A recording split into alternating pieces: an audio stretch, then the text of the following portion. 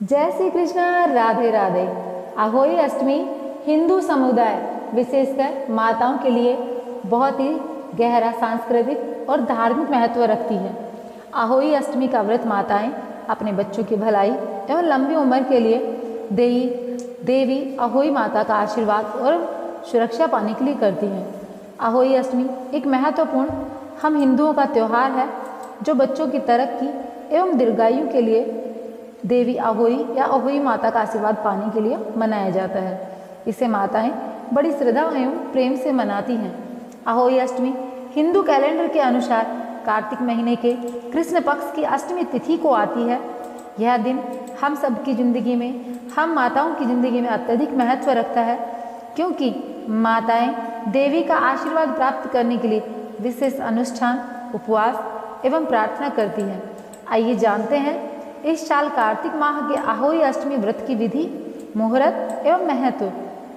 देखिए, तिथि और समय मैं बता देती हूँ। 2023 में अहोई अष्टमी रविवार 5 नवंबर को मनाई जाएगी। अष्टमी तिथि का समय 5 नवंबर दोपहर 1 बजे से शुरू होकर 6 नवंबर सुबह 3:18 तक है। अहोई अष्टमी पूजा मुहूर्त जो है वो 5 नवंबर शाम 5:42 से शुरू होकर 5 नवंबर शाम 7 बजे तक रहेगा।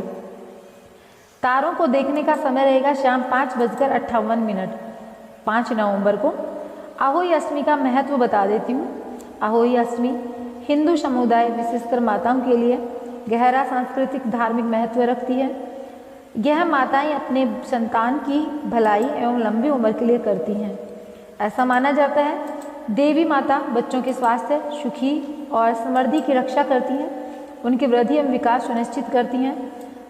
अहोई अष्टमी का त्यौहार एक माँ और उसके बच्चे के बीच के गहरे रिश्ते के बारे में है।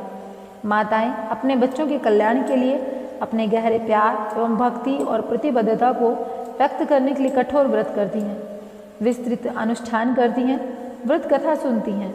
अहोई अष्टमी परिवारों और समुदायों को एक साथ लाती है, क्योंकि वे उत्सव में शामिल होते हैं। माताएं अपने अनुभव साझा करती हैं, आशीर्वाद का आदान प्रदान करती हैं। मैं आपको बता दूं, हमारे हिंदू धर्म में गृहिणियां जो हैं उन्होंने अपने परिवार की सुरक्षा के लिए, हित के लिए बहुत सारे ऐसे व्रत हैं जो वो करती आती रही हैं, जैसे कि करवा चौथ, जिसमें पति की सलामती और लंबी आयु के लिए कामना की जाती है। उसी तरह अहोई अष्टमी संतान के दीर्घायु एवं उज्जवल भविष्य के लिए रखा जाता है। अब मैं आपको बता दूं, अहोई अष्टमी पर आपको कुछ कार्य ऐसे हैं जो भूलकर भी नहीं करने चाहिए। देखिए, इस दिन अपनी संतान के लिए आप माता अहोई से वर मांगती हैं, मन्नत मांगती हैं, निर्जला व्रत रखती हैं, शाम को तारों को देखने के बाद व्रत खोलती हैं।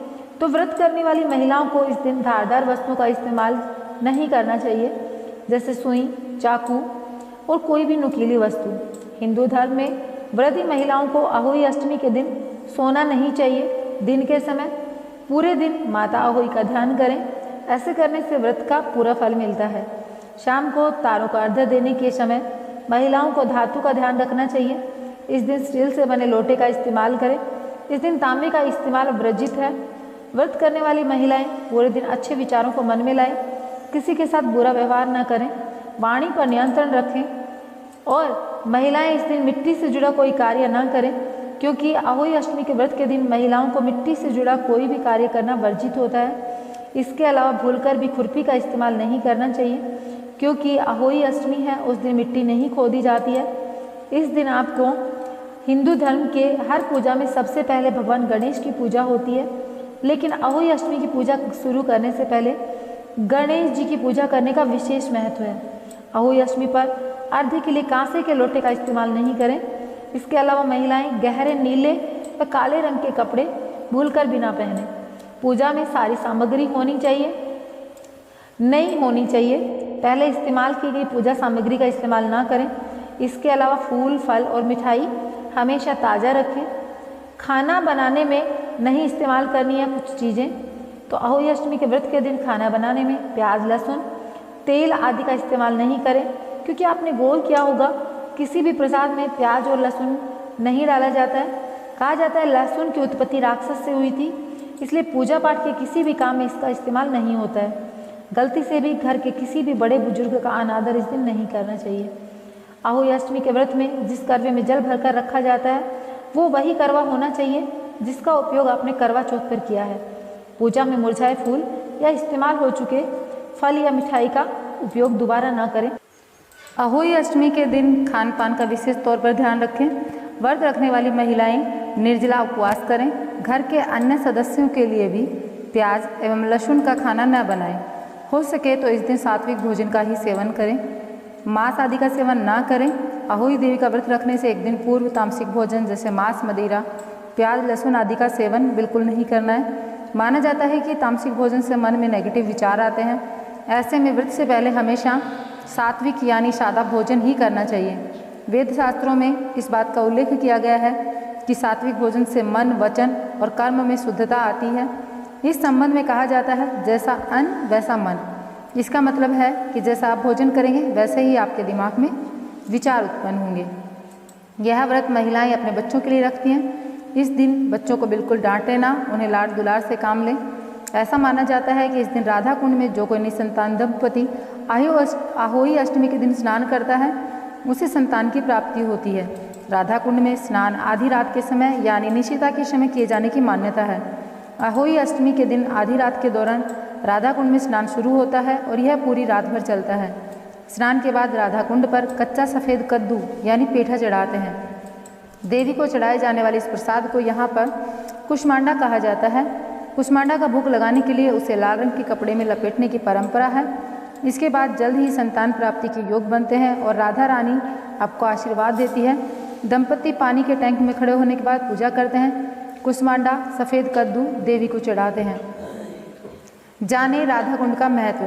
कान्हा की नगरी मथुरा में स्थित इस राधा कुंड का यूँ तो काफ़ी महत्व माना गया है, लेकिन अहोई अष्टमी के दिन इस कुंड का महत्व कई गुना बढ़ जाता है। मान्यता है अहोई अष्टमी के दिन मध्य रात्रि में अगर कोई निसंतान दंपति इस कुंड में पूरी श्रद्धा के साथ स्नान करता है तो उसे पुत्र रत्न की प्राप्ति अवश्य होती है। बताया जाता है कृष्ण के द्वारा भीमकाय दानव का वध करने के बाद राधा ने उन्हें कई पवित्र नदियों में स्नान कर अपने पाप धोने के लिए कहा था। तब कृष्ण ने उसी जगह पर जोर से अपना पैर पटका जहाँ पर वह खड़े थे। इससे राधा जी द्वारा बताई गई सारी नदियाँ वहाँ उत्पन्न हो गई और वहाँ पर एक कुंड बन गया। भगवान कृष्ण ने इस कुंड में स्नान किया। इस कुंड को श्याम कुंड के नाम से भी जाना गया, लेकिन कृष्ण के इस शक्ति प्रदर्शन से राधा बेहद क्रोधित हो गई, जिसके बाद उन्होंने अपनी सहेलियों गोपियों के साथ मिलकर अपनी चूड़ी की मदद से एक गड्ढा खोदा और उसमें मानसी गंगा का पानी भर दिया। इस तरह गोवर्धन के पास एक विशाल झील बन गई, जिसे राधा कुंड या कंगन कुंड के नाम से जाना जाता है। राधा ने जिस दिन इस कुंड को बनाया था वह अहोई अष्टमी का दिन ही था। ऐसे में इस दिन के बारे में यह वरदान भी दिया गया कि इस दिन कोई भी निसंतान व्यक्ति अपनी पत्नी के साथ राधा कुंड में स्नान करेगा उसे संतान की प्राप्ति अवश्य होगी।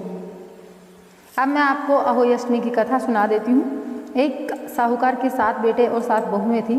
साहूकार की एक बेटी भी थी। एक बार उसकी बेटी अपनी 7 भाभियों के साथ मिट्टी लेने जाती है। मिट्टी का खुरपा चलाते वक्त बेटी से एक शाही का बच्चा मर जाता है। जब शाहू ने ये देखा तो गुस्से में आ गई और कहा, मैं तुम्हारी कोख बांधूंगी। साहूकार की बेटी ने सब भाभियों से विनती की कि वो मेरी जगह अपनी कोख बंधवा लें। तब छोटी भाभी तैयार हो गई और उसने कोख बंधवा ली। छोटी भाभी का जो भी बच्चा पैदा होता 7वें दिन मर जाता। ब्राह्मण से उपाय पूछा तो उसने बताया, सुरही गाय की सेवा करो। छोटी भाभी ने गाय की काफ़ी सेवा की तो गाय प्रसन्न होकर उसे लेकर स्याऊ माता के पास चल पड़ी। वहाँ स्याऊ माता ने छोटी बहू की सेवा से प्रसन्न होकर उसे 7 पुत्र एवं 7 बहू का आशीर्वाद दे दिया। स्याऊ के आशीर्वाद से छोटी बहू का घर पुत्र एवं पुत्रवधुओं से पूरा हरा भरा हो जाता है। प्रिय दोस्तों, आज के वीडियो में बस इतना ही। हमारे द्वारा दी गई शास्त्रों अनुसार यह जानकारी आपको अच्छी लगी हो तो वीडियो को लाइक एंड चैनल को सब्सक्राइब करना। कमेंट बॉक्स में अहोई माता की जय अवश्य लिखना। और आप लोगों से कहना चाहूँगी, हमारे इस चैनल पर हमारे सनातन धर्म से जुड़ी हुई तमाम जानकारी आपको उपलब्ध कराई जाती है, तो आप लोग पूर्ण श्रद्धा भाव के साथ में इस चैनल को सब्सक्राइब कर सकते हैं। यहाँ पर सनातन धर्म का प्रचार प्रसार करने के लिए हर एक भरसक प्रयास किए जाते हैं, जिसमें आप भी भागीदार बन सकते हैं। आपको कहना चाहूँगी कि आप इस चैनल को ज़्यादा से ज़्यादा शेयर करें अपने व्हाट्सएप ग्रुप्स में, जिससे कि हम अपने सनातन धर्म का एक दूसरे की मदद से प्रचार कर सकें और प्रसार कर सकें। देखिए, एक एक मोती जोड़ने से माला बनती है। अगर हम हर एक हिंदू मिलकर अपने धर्म का प्रचार करेंगे तो एक दिन हम अवश्य सफल होंगे। बस इसी कामना के साथ कहना चाहूँगी, इस वीडियो का एंड करते हैं। जय श्री कृष्णा, राधे राधे। माता रानी आप सभी की संतान को निरोगी और खुश रखे और अपने उज्जवल भविष्य में वो हमेशा कामयाब हो, उनको एक सुनहरा भविष्य मिले। इसी कामना के साथ में हम अहोई माता को कहना चाहेंगे, हर एक इंसान को संतान का सुख अवश्य मिले। तो जय माता की।